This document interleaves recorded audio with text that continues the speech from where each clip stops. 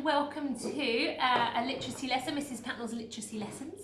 Now, we were looking at the fable or the tale of stone soup last week, and we made our own soup over the last 2 weeks, and we started to write instruction writing to tell people in a bossy way how to do things with the vegetables in order to come up with a beautiful soup at the end of it. Okay, now we're sticking with food as our topic this whole half term, but we are moving on to a different type of book. So we started off with a fiction book, which was Stone Soup. So it was a story from someone's imagination.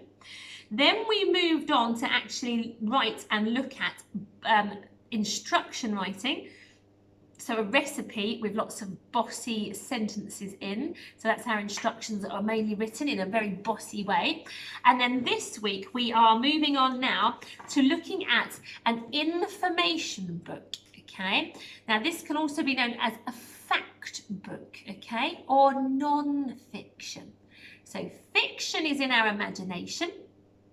Non-fiction are things that are facts, are absolutely true, and they can only appear in your books when they are absolutely true and they are facts. So if someone says and they're talking about facts, that means things that are absolutely true.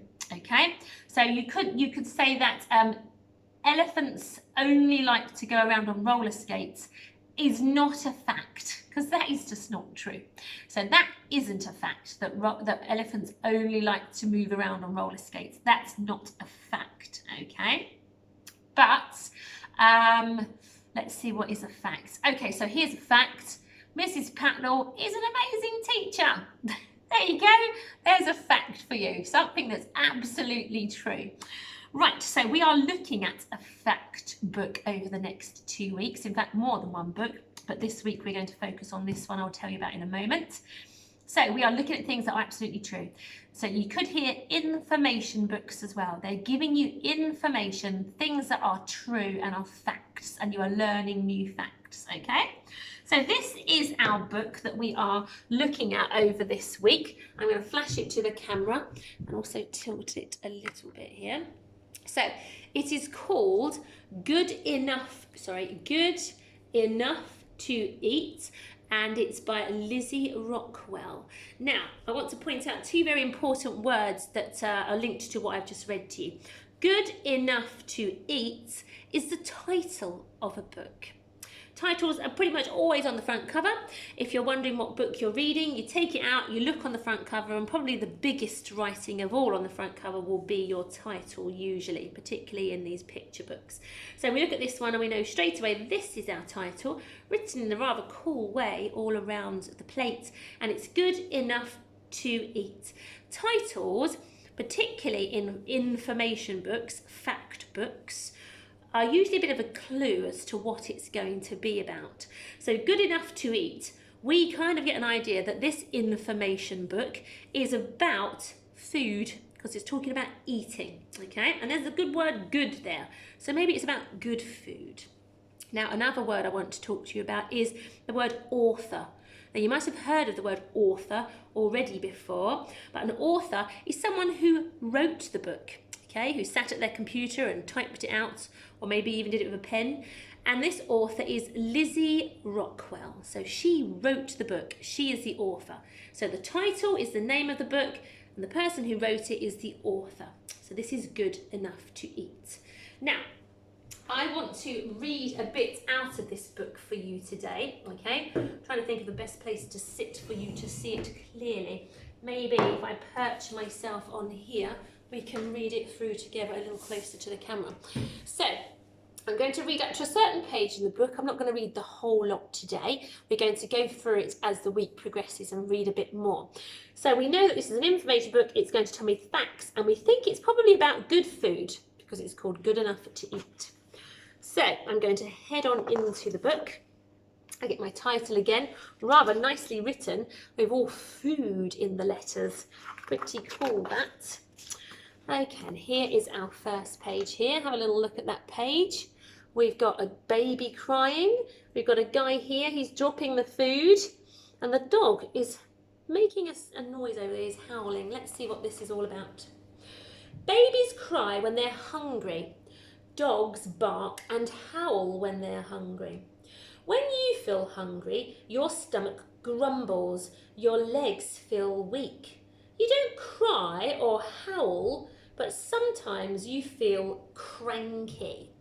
So cranky means a little bit miserable, maybe a little bit angry and a bit fed up. Okay, so that's cranky.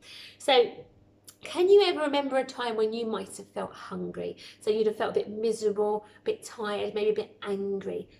So have a little think, close your eyes and have a think now. When was you last hungry? Now, to be honest with you, since Christmas, Mrs. Patnell, me, has been eating quite a bit of food that's been left over from Christmas. So I can't actually recall a time when I felt hungry in the last few weeks. I've pretty much eaten something before I even feel hungry, which probably isn't a good idea, to be honest. But have a little think, how are you when you're hungry? Do you get a bit fed up, a bit cranky? Or do you handle it quite well and you just think, oh, well, never mind, I'll eat something in a minute? So have a little think about that to yourself. So babies cry and dogs howl, but we can sometimes feel weak in the legs and our stomach might grumble. So you might have heard your stomach make a kind of sound before. I've definitely had that before. So here's our next page. Everyone is sitting down to dinner here. They've got their dinner in bowls in front of them to help themselves too. And the baby looks much happier now. Let's read this page. It says, in the nick of time, so just in time, your dinner is ready. It looks good, it smells good, it tastes good. As soon as you eat, you feel better. So if you were a bit cranky, or your legs were weak, or your stomach was growling, as soon as you start eating, that pretty much changes and you feel much better. So food we get from that is very important as to how we feel. So let's have a look at this page. We have got lots of different pictures of people doing different things, and it's going to tell us a bit about why we eat food. Let's have a read. Hunger sends you strong signals. It lets you know that eating is the most important thing you do each day. So nothing else that you do is as important as eating. The food you eat and drink keeps you alive. It builds, protects, and energizes your body. Food makes you able to grow. So if you think about when you were a baby, and I'm sure you got lots of photos of this, we've got some in class of you, how small you were when you were first born, and then how big you are now already. That's you doing a lot of growing, and food has helped you to do that growing. It helps you to think. So if you're feeling hungry, often it is very tricky to think things through. So if we're doing a maths lesson and everyone's feeling a little bit hungry, then often you can't quite concentrate. Your mind seems in a bit of a muddle. So food helps you put your thoughts in order and helps you think better, do your maths better. Here it helps you breathe. So when we go in and out, all the things inside our body that help us do breathing are fueled, are made to work better by the food we eat. Also, it helps you move. So if you are feeling hungry, often the last thing you want to do is get up and jog around the block or do exercises or PE because you're hungry. So eating food helps you to move about. It helps you stay cool. So in hot weather, certain types of food can actually cool you down. How clever is that? It helps you stay warm. So if it's winter time, then it helps you keep warm the certain types of food that you might eat, even when it's absolutely chilly outside like it is at the moment. It helps you fight germs. So if you've ever got a big cold, and this guy has, achoo, and all the germs and bugs that are going around at the moment, certain types of good food can help you clear off the bad colds and the germs and keep them from coming into your bodies or stop them from doing any harm to you and making you have a cold or a cough or feeling sick. So food can fend off those mean feelings. It can help you heal. So if this little chap here looks like he's broken his ankle maybe, so eating the right food can help heal your broken bones. Also, it can help you live. So just generally living. He's out walking his dog. You might go to swimming club sometimes and we're not having a bit of a lockdown. You might do trampolining. You might do all sorts of things. Food helps you do that, helps you do all the things that you do when you're living. Okay, this is my last page I'm going to read to you in this session here, but it's a really interesting page. There's lots going on here. Now I have, turn around this way, I have lots of different scales here measuring different amounts, so that's quite important to look at. I have lots of different people behind those scales, and they're all saying things in speech bubbles. Can you see how they point to their heads? And that means when they're in this big loop and then there's a point to their heads, that it's them speaking.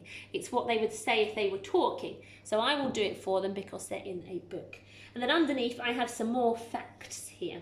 And there's facts here under each set of scales. So this page is full of facts. Let's find out what those facts are.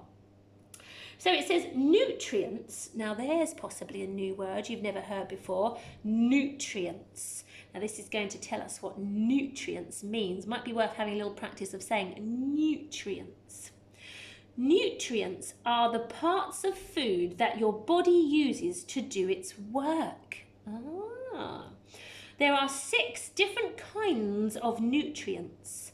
You need large amounts of some nutrients and very small amounts of others in your diet. So your diet is simply the food that you eat every day. Doesn't mean you're trying to lose weight, the word diet. It just means the food that you eat every day, that is your diet. And nutrients are the parts of food that your body uses to do its work, okay? So, let's have a look at the different types of nutrients that we get from our food and that we need in order to live and breathe and heal. So, this first one here, this nutrient, is carbohydrates. Now, carbohydrates supply all or most of the energy that you need in your body. Okay, so energy means the ability to get up and run whenever you want to, or that you're able to swim across the swimming pool because you have the energy to do it. You can do it because you have the power in your body to do it, and that's the energy. So carbohydrates give you most of your energy, so very important, carbohydrates. This little boy is saying you need about this much of each nutrient every day, but in particular for carbohydrates, 300 grams, okay? Now, without a set of scales in front of you, it's hard to see what that might look like, but 300 grams of carbohydrates looks like quite a lot in his pot there, so quite a large amount. You need 30 grams, so a lot less than 300, of protein. Protein supplies energy and builds muscle, skin, and internal organs. So it helps a bit like carbohydrates. It also gives you energy, but it builds your muscles and your skin, so on your face and on your hands and on your legs, your skin, and your internal organs. So inside your body are lots of organs. They're called internal because they're inside, and they all have jobs to do. You can't see them because they're underneath your skin and your bones, but they're there doing special jobs. Protein is an important nutrient because it helps those internal organs to stay healthy and do their job. It builds your muscle, so you're more likely to be able to lift weights and be super muscly if you eat lots of protein. It helps you have beautiful skin and gives you a bit of energy. Next we have fat. 60 grams of fat per day you should have. This gives you energy, fat does, and also adds flavour to foods. So if there's a bit of fat in foods, they can often taste a bit nicer. But there's only 60 grams that we should have of it, so a lot less than the 300 grams of carbohydrates. So not too much fats, even though we like to have flavour in our food, not too much. Next we have water. Water is so important in your bodies. It is the main ingredient in your body. So most of your body is made up of water. So if you think about your body and as it moves, you can't hear lots of water sloshing around it inside. And yet inside your body, most of it is made up of water. So for that reason, you need to keep drinking lots of it to have it inside your bodies. And it cleans you. So it's actually like giving your body inside a bath. and it keeps you cool. Last of all, we've got vitamins and minerals. Oh, sorry, I meant to say, look how much water you're supposed to have. 2 litres of water. That's a lot of water, way more than any of the other nutrients we've spoken about so far. Also, you need vitamins and minerals. Now, you only need a tiny amount of vitamins, okay, a teeny weeny bit, less than a gram, so a tiny amount of vitamins. It's not because they're bad for you, it's because they've got so much going on in them, you only need a little bit of them. They do their job so well. And minerals, you need 8 grams, so a bit bigger pile than your vitamins. Now, you need these because they make the other nutrients work together. So they get all of these waters, fats, proteins and carbohydrates working together as a team, and that everything your body needs to do is helped by vitamins or minerals. So it helps everything you do, your breathing, your energy, your healing. Everything that you need is helped by vitamins and minerals. So they are so important. They help everything work as a team and help your body work in every area. Okay, so I'm going to tilt my camera here, and on the wall I have my flip chart paper. I'm just going to make a list of the nutrients because they are important to know. So up here I'm going to write the word nutrients as my title. There we go, nutrients as my heading, my title to my flip chart paper. I'm going to list off the different nutrients we just spoke about on this page, and in the order of how much we need them, okay? So most of all, we needed to have water, okay? So water was what we needed most of all. We needed 2 litres of water, and that is a lot. People often say, to be more helpful, because litres doesn't mean a lot to some of us sitting at home, that it's like 8 glasses, okay? So I'm going to put here 8 glasses to remind us. There's 2, 3, 4, 5, 6, I'm going to have to do some up here, 7, 8. 8 glasses of water a day. That's a lot. No wonder it is top of our list there that we need most of all. Okay, next on the list, we need quite a bit of carbohydrates. So carbohydrates, we'll talk more as the week goes on about how we get carbohydrates in our diet and what food has carbohydrates in it, okay, so that will make more sense to you then. But carbohydrates,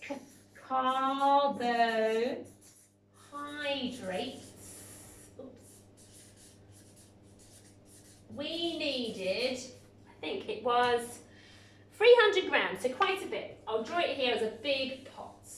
Okay, we needed a big pot of carbohydrates, so that's 300 grams. Next up on our list, so we're getting less and less of these things as we go down. So most water, then carbohydrates, then we needed fat. Fat. Now this was only 60 grams, so the pot was a lot smaller than this one. So let's make our pot a bit smaller so you can clearly see we only need about 60 grams of fat. Next, protein.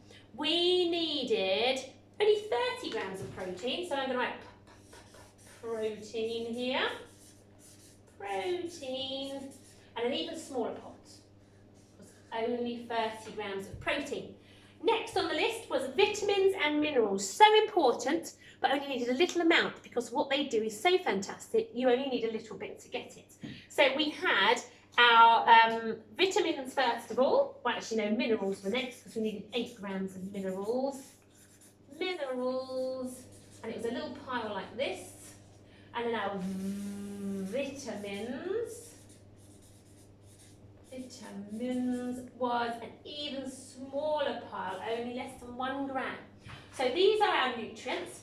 This is what we need in our body to help it do all those important things we listed off earlier. Breathing, having energy, thinking, growing, healing. These nutrients that come out of our food help us do all these types of things, okay?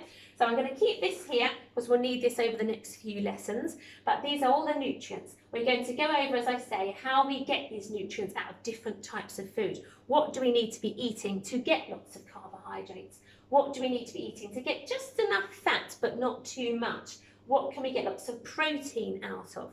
So that is our list of nutrients. Now, I want to show you this poster before we finish this lesson. So this is a special poster here. Now I'm showing you this because tomorrow, when you have a lesson, you won't have a videoed lesson. In my class, you're going to go on to Google Classroom and you will find a little activity on there that looks just like this plate here that I'm showing you now, okay? Now this is a plate that shows how much of each different type of food you should be eating, okay? There are all the nutrients in these different types of food, and this is really how much we should be eating of each one, okay? Now your exercise tomorrow will be to look at the food and decide which section they belong in, so we get used to knowing how we get carbohydrates, what types of food we need to eat, how we get our fruits and vegetables. They cover a lot of things, the vitamins and minerals and everything. But this will be another step closer to working out what we need to eat in our diet, okay? So this is our plate here. It shows that this massive yellow section here, look, it's a big part of the plate, which means every day we're supposed to eat a lot of this food. And these are carbohydrates, okay? And we knew that just under water we had carbohydrates on our nutrients list. We knew we had to have a lot of carbohydrates. So a massive part of your everyday food should be carbohydrates. And then you can see in here that you can get it from things like rice and pasta, couscous, whole grain cereal for breakfast, potatoes, loaves of bread, spaghetti. So that's our carbohydrates. Over here, this other big section, so another very big section, are your fruit and vegetable section. Now, fruits and vegetables are amazing because they will give you carbohydrates as well, okay, so they have sugars in them. They will give you water, which we need lots of. Lots of fruit contains and vegetables contain water. And they will give you vitamins and minerals like you wouldn't believe. So fruits and vegetables cover so many of those nutrients we discussed in our list just now. So fruits and vegetables cover things like cucumbers, mushrooms, raisins, broccoli, aubergines, frozen peas, leeks, strawberries, lots of things there. That's probably the easiest section to sort things into. We also have a section here which is the protein section. And it's not so big, can you see? And that's why protein was further down our list, much less than carbohydrates and water.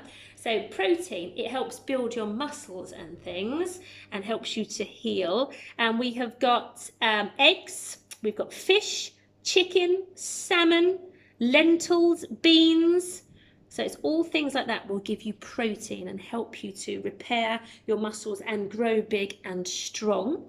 Then an even smaller little section, so you need to be eating even less of these every day, much less than the carbohydrates, the fruits and vegetables and the protein, is dairy and different alternative things. So under dairy we've got milk, we've got yogurts, we've got soft cheese that you spread in your sandwiches, and we've got hard cheese. So all things like that come under the dairy section. So you should be eating a bit of those every day, but not too much, much less than carbohydrates, fruits and vegetables and protein.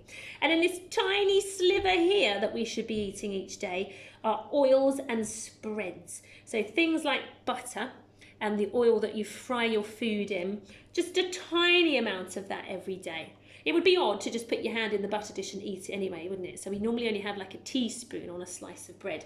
So that's pretty much right. If you're doing that, just a sliver of that each day, a tiny amount. So that is how we should be eating food every day. Lots of carbohydrates, lots of fruit and vegetables, quite a bit of protein, but getting less of dairy products and a tiny bit of fat. Now, if you eat food in these kind of amounts every day, then you will be getting a good amount of the nutrients we listed before, and your body will heal, and you'll have energy, and you can fight germs, and you can grow and breathe if you're eating all of the right amounts of these things. If you eat lots and lots of dairy, so say about this much of dairy around the plate every day, it won't be good for you. It's not the right amount. If you eat just a tiny amount of fruits and vegetables every day, it won't be enough. You should eat lots, in fact 5 a day. 5 pieces of fruit and vegetable a day. So this is your task for tomorrow's lesson. Don't log on for a video lesson. It will be on Google Classroom, and you get to sort the food into the right section. Okay? Right, that is your lesson for today, and I will see you not tomorrow because you're doing the Google Classroom one, but I'll see you again on Wednesday to come back to our fact book, our information book, which is Good Enough to Eat. See you then. Bye-bye.